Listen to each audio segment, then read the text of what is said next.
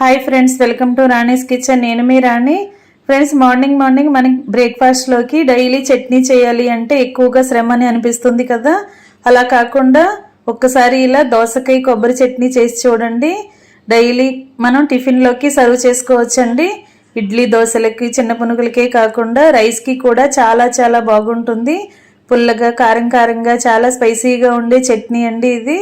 ఈ ప్రాసెస్ అంతా చూద్దాం. వీడియోని ఫస్ట్ నుంచి లాస్ట్ వరకు చూడండి. మధ్యలో స్కిప్ చేయకుండా చూసినప్పుడే ప్రాసెస్ అంతా కూడా అర్థమవుతుంది. అలాగే ఛానల్ని ఫస్ట్ టైం వాచ్ చేసిన వారు సబ్స్క్రైబ్ చేసుకుని పక్కనే ఉన్న బెల్ బటన్ని క్లిక్ చేయండి. నేను పెట్టబోయే రెసిపీస్ అన్నీ చూడండి.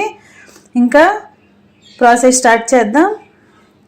ఇలా ఒక దోసకాయని తీసుకోండి. మీడియం సైజులో ఉన్న కాయని చూపిస్తున్నాను. ఇప్పుడు మీ కాటికి తగ్గట్టుగా పచ్చిమిర్చి, సన్నగా తరిగి కడిగి పెట్టుకున్న కొత్తిమీర, కొంచెంగా చింతపండు తీసుకుని వెల్లుల్లి జీలకర్ర తీసుకోండి. చింతపండులో కొన్ని వాటర్ పోసుకుని నానబెట్టుకుని ఉంచుకోండి. ఇప్పుడు పచ్చిమిర్చిని కళాయిలో ఆయిల్ పోసుకుని కళాయి స్టవ్ మీద పెట్టుకుని పచ్చిమిర్చిని బాగా ఫ్రై చేసుకుని గిన్నెలో వేసుకోండి.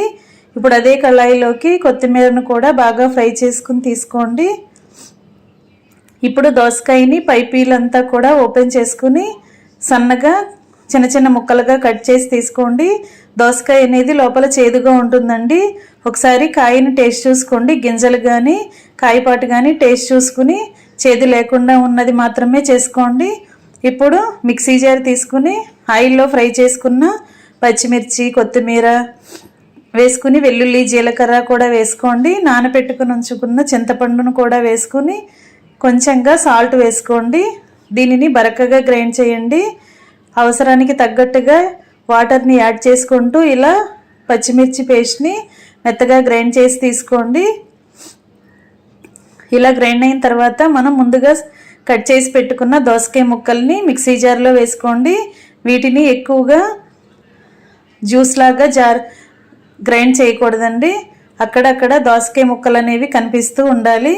మనం చట్నీ తింటున్నప్పుడు నోటికి దోసకాయ ముక్కల టేస్ట్ అనేది తెలుస్తూ ఉండాలి. ఈ విధంగా కొంచెం ముక్కలుగానే గ్రైండ్ చేసి తీసుకోండి. ఇప్పుడు పచ్చి కొబ్బరిని తురుముకున్న తర్వాత 1 కప్పు పచ్చి కొబ్బరి తురుము కూడా చట్నీలో వేసుకోండి. దీనిని కొబ్బరి వేసిన తర్వాత గ్రైండ్ చేయకూడదండి. ఇలాగే కొబ్బరి తురుముని కొంచెంగా వాటర్ పోసుకుని కొబ్బరి ముక్కల్ని మిక్సీ పట్టుకున్న తర్వాత ఆ మిక్సీ పట్టుకున్న కొబ్బరి పేస్ట్ని అలా చట్నీలో వేసుకుని దోసకాయ ముక్కల్లోకి మొత్తానికి కూడా ఇలా కొబ్బరి కలిసేంత వరకు స్పూన్తో బాగా కలుపుకొని పోపు వేసుకుని కలుపుకోండి. పోపు రెడీ చేసుకోండి. కళాయి పెట్టుకుని స్టవ్ ఆన్ చేసుకుని 1 టేబుల్ స్పూన్ ఆయిల్ వేసుకుని పచ్చిశనగపప్పు, మినప్పప్పు, ఆవాలు, జీలకర్ర, కొన్ని ఎండుమిర్చి ముక్కలు వేసుకుని బాగా ఫ్రై అయిన తర్వాత కరివేపాకు కూడా వేసుకుని పోపు అంతా కూడా చట్నీలో వేసుకుని కలుపుకోండి. ఇంకా రెడీ అయిపోయిందండి దోసకాయ కొత్తిమీర కొబ్బరి చట్నీ. చాలా చాలా స్పైసీగా, పుల్లగా, టేస్టీగా ఉంటుంది. మీ అందరూ ఖచ్చితంగా ట్రై చేయండి. వీడియో నచ్చినట్లయితే లైక్ చేయండి. ఛానల్ని ఫస్ట్ టైం చూస్తున్న వారు సబ్స్క్రైబ్ చేసుకుని పక్కనే ఉన్న బెల్ బటన్ని క్లిక్ చేయండి. మీకు నచ్చిన రెసిపీని కుక్ చేసి ఫ్యామిలీకి సర్వ్ చేయండి. మరొక రెసిపీతో మళ్ళీ కలుద్దాం. Thanks for watching. నేను మీ రాణి.